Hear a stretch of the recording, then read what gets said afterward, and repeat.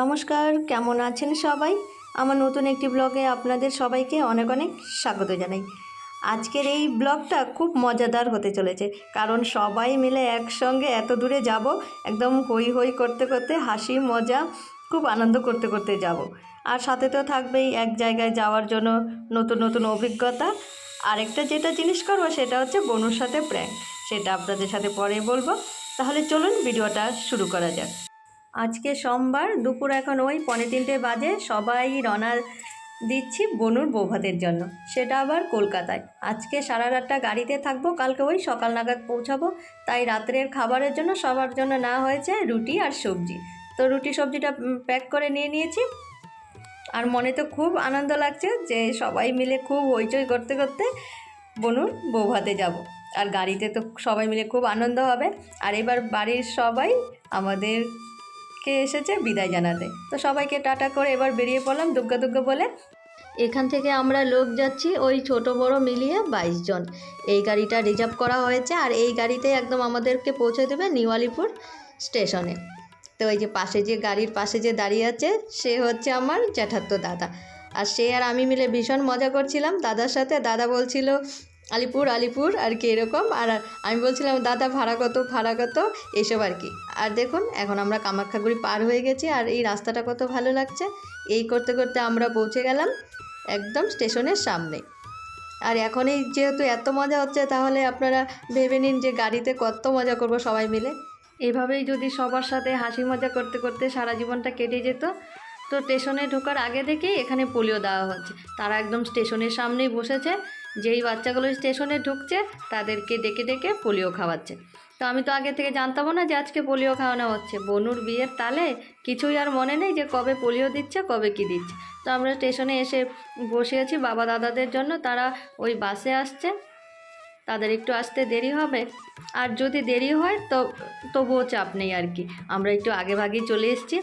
আর এবার তারা চলে এসছে, আর টিকিট কেটে এবার রওনা দিয়েছি ট্রেনের দিকে।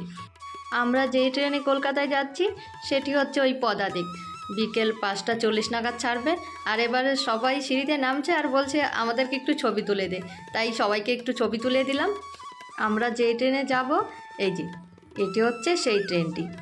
তো আমরা কলকাতার টিকিটটা কাটা হয়নি, আমাদের কাটা হয়েছে বর্ধমান অবধি। কলকাতা গিয়ে যদি আমরা শিয়ালদা নামি তাহলে আমাদের আবার বনুর যেখানে বিয়ে হয়েছে সেখানে উল্টো আসতে হবে। তাই আমরা ভাবলাম যে বর্ধমানে টিকিট কাটি। তো আমাদের সঙ্গে মামা যাচ্ছে, সেই মামা আবার ওইখানকার সব কিছু চেনা জানা।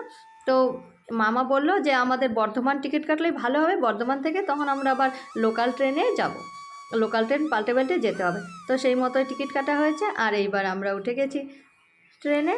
কিছুক্ষণ দাঁড়িয়েছিলাম কারণ ওই 5টা না বাজলে খুলছিল না, আর আমরা যেহেতু একটু আগে ভাগে পৌঁছে গেছি তাই। আর আগে ভাগে যদি না যাওয়া যায়, তারপরে এমনও হয়েছে, কতবার আমার এমন হয়েছে জুতা হাতে নিয়ে আমাকে দৌড়াতে হয়েছে ট্রেনের দিকে। মানে ট্রেন মানে ছাড়ে ছাড়ে অবস্থা, তখন আমাদের দৌড়াতে হয়। তাই এতজন লোক যখন একসাথে যাচ্ছি একটু আগে ভাগে আসাই ভালো, না হলে সবাইকে নিয়ে উঠা যাবে না। তো আমরা এবারে যে সবাই বসে গেছি সবার সিট নিয়ে। আর বাড়ি থেকে আনা হয়েছিল শশা। বাড়িতে যখন এত শশা রয়েছে তাহলে আর ট্রেনে কেন শশা কিনে খাবো, এই আর কি। ওইদিকে জেঠি পিসি তারপরে দিদি সবাই কেউ ঘুমাচ্ছে, কেউ আবার বসে আছে। তাই আমি চলে এসেছি ভাইয়েরা যেখানে বসছে সেখানে এসে সবার সঙ্গে গল্প করছিলাম।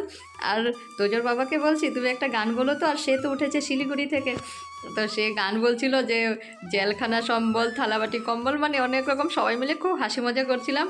ট্রেনে কেউ বসে একটু ঘুমাচ্ছে, কেউ আবার একটু শরীরটাকে টানা দিচ্ছে, হাঁটাহাঁটি করছে, মোবাইল দেখছে। এসব করতে করতে ভোর ওই 4:30 নাগাদ পৌঁছে গেছি আমরা বর্ধমান।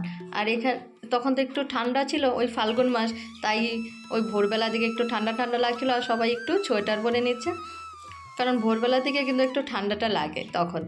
এবার এখান থেকে আমাদের ধরতে হবে লোকাল ট্রেন।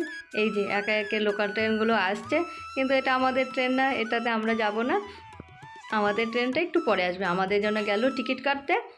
আর সেই মতো সবাই এত তাড়াহুড়ো করে ট্রেনে উঠেছি, মানে 1-2 মিনিটের মধ্যে ট্রেনটা ধরতে হবে। তো ওভারব্রিজ পার করে এসে ট্রেনে উঠেছি, কিন্তু আমাদের পিছনে যারা ছিল তারা উঠতে পারেনি। ওই যে জেঠি পিসিরা দিদি আরও কেউ ছিল, তখন তো ট্রেনে উঠে কী রে তারা কোথায়, এবার ফোন করা হলো, তারা উঠতে পারেনি। তো তাদের সঙ্গে জামাইবাবু রয়েছে, তাই চিন্তাটা একটু কম হচ্ছে। তবে যাই হোক, মামা আমাদের সাথে থাকাতে আমাদের খুবই ভালো হয়েছে। মামা এদিককার তো সব রাস্তাঘাটটা চেনে, তাই মামা পরের স্টেশনে নেমে তাদেরকে আবার আনতে গেছে, আর আমরা ওই যে ব্যান্ডেল স্টেশনে পৌঁছে গেছি আর এখানে তাদের জন্য অপেক্ষা করছি। তো তাদের আসতে আরও 1 ঘন্টা লাগবে। আমরা 1 ঘন্টা আগে পৌঁছে যেতাম বনুর বাড়িতে। ওই 3-3বার করে লোকাল ট্রেন পাল্টাপাল্টি করা হয়েছে, আর এত মানুষ একসঙ্গে এই বারবার ট্রেন পাল্টাপাল্টি করা একটু ঝামেলা হয়ে যায়। 1-2 জন আসলে তাহলে ঠিক আছে। মামা শর্টকাটের কথাই বলছিল, কিন্তু শর্টকাট করতে গিয়ে যে এত ঝামেলায় পড়ব সেটা তো কেউই ভাবতে পারেনি। তবে যাই হোক, এবার দুগ্গা দুগ্গা করে পৌঁছে গেছি। আর বনুর সাথে যেই প্র্যাঙ্কটা করেছি সেটা তো আপনাদের সাথে বলাই হয়নি।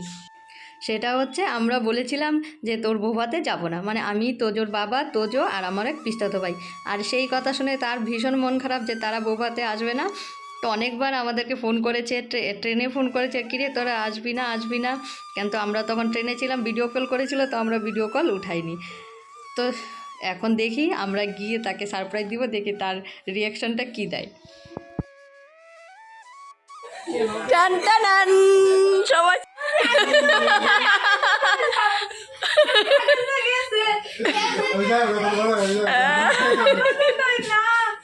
সারপ্রাইজ আমরা সবাই দিলাম টান টান করে।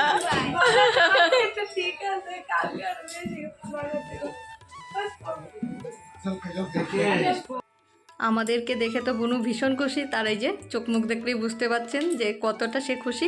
আর বিয়ের পরে এরকমই হয়, যখন বৌভাতে সবাই যায় আর সবাইকেই দেখে কিন্তু ভীষণ খুশি লাগে যে বাড়ির লোকগুলোকে কখন দেখব, সেই অপেক্ষায় কিন্তু সবাই করতে থাকে। আর এবার আমরা সবাই ফ্রেশ ট্রেশ হয়ে চলে এসেছি খাওয়া দাওয়া করতে। তাহলে চলুন ভিডিওটা এখন এখানে শেষ করছি। আর ভিডিওটা যদি আপনাদের কাছে ভালো লেগে থাকে তাহলে অবশ্যই লাইক, কমেন্ট, শেয়ার, আর যারা আমার চ্যানেলের নতুন বন্ধু তারা অবশ্যই আমার চ্যানেলকে সাবস্ক্রাইব করে নেবেন। তাহলে আপনারা সবাই ভালো থাকবেন, সুস্থ থাকবেন। আবার আপনাদের সাথে দেখা হচ্ছে নতুন একটা ভিডিওতে।